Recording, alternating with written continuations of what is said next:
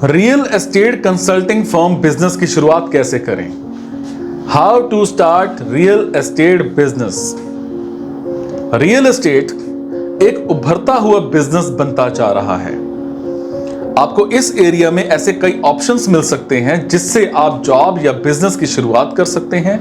अगर आप real estate business में इन्वेस्ट करना चाहते हैं और आपके पास ज्यादा इन्वेस्टमेंट नहीं है तो आप कंसल्टिंग फर्म खोलकर बिजनेस की शुरुआत कर सकते हैं, क्योंकि आपको इसमें ज्यादा इन्वेस्टमेंट की जरूरत नहीं होती और आप कम इन्वेस्टमेंट में मोटी कमाई भी कर सकते हैं। एक सर्वे की माने ना तो हमारे देश में अभी भी लगभग 2 करोड़ घरों की जरूरत है। ऐसे में इस बिजनेस में आगे चलकर काफी बूम आने वाला है। बात करेंगे कंसल्टिंग फर्म की शुरुआत कैसे करें।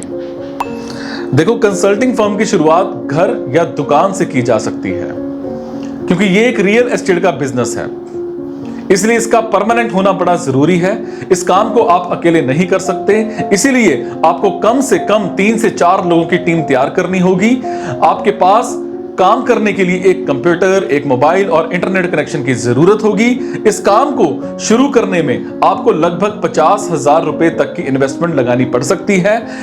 अब आपको कुछ ऐसे बिल्डरों की लिस्ट तैयार करनी होगी जो कि मार्केट में अच्छी साख रखते हैं, और उसके बाद आपको उनके प्रोडक्ट्स के बारे में पूरी जानकारी इकट्ठी करनी होगी। फिर बिल्डर्स को प्रोजेक्ट की सेलिंग या कंसल्टिंग देने के लिए प्रपोजल देना होगा। अब बात करेंगे खरीदारों की तलाश कैसे करें। आपके पास अच्छे बिल्डर होंगे तो खरीदारों को समझने में किसी टाइप की कोई समस्या नहीं होगी।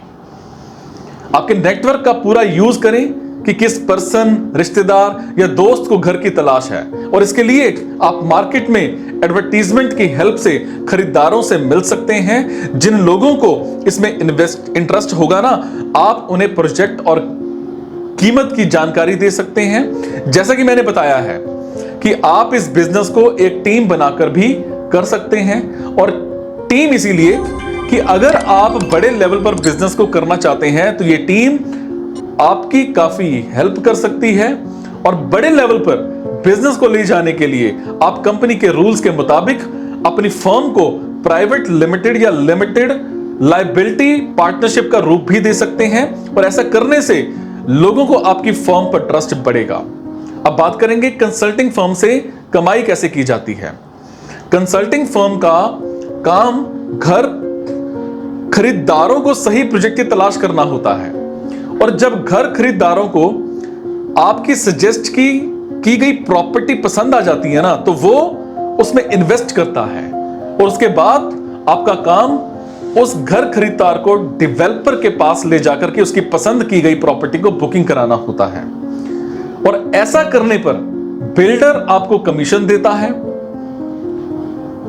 समझ पा रहे हैं, जो कि पहले से डिसाइडेड होता है। यह कमीशन 3 से 8% तक का होता है।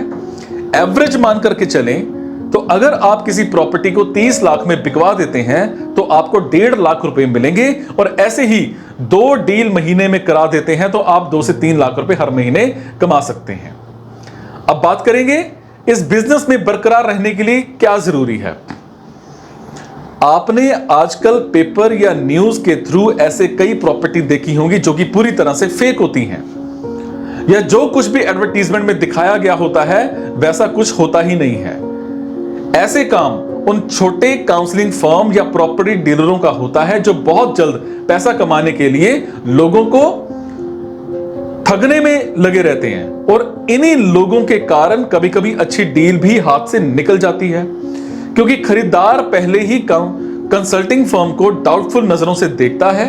और ऐसे में आपको बायर का अपने ऊपर ट्रस्ट बनाना सबसे इंपॉर्टेंट काम है, और बायर्स की जरूरत समझते हुए उन्हें किसी प्रॉपर्टी की सही जानकारी अवेलेबल कराई जाए तो न सिर्फ इस बिजनेस में सक्सेस पाई जा सकती है, बल्कि मार्केट में अपनी एक नई पहचान भी एस्टेब्लिश की जा सकती है। अब बात करेंगे इस बिजनेस में क्या समस्याएं हैं।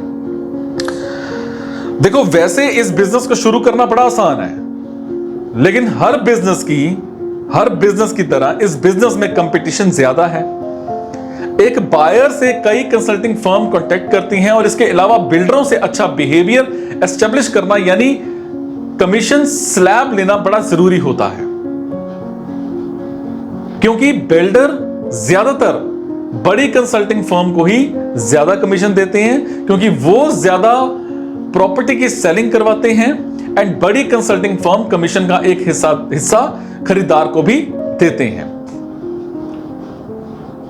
समझे? खरीदार को भी उस तरह का हिस्सा वो दे देते हैं। और यहां तक कि मैं आपको बताऊं कि वो ज्यादा प्रॉपर्टी की सेलिंग करवाते हैं, जिससे प्रॉपर्टी की कीमत कम हो जाती है। और वही वजह है कि नए कंसल्टिंग फर्म कंपनी को बायर बहुत कम मिलते हैं और कई मामलों में तो कमीशन मिलना मुश्किल हो जाता है। बिल्डर आपको पहले से ही फिक्स्ड टाइम पर कमीशन देते हैं और यह कमीशन कभी कभी रुक जाता है या मिलता ही नहीं। और कंसल्टिंग फर्म की शुरुआत करने से पहले आपको किसी ऐसे बिल्डर से कॉन्टेक्ट या फिर एस्टेब्लिश करना होगा जिसकी मार्केट में अच्छी साख हो।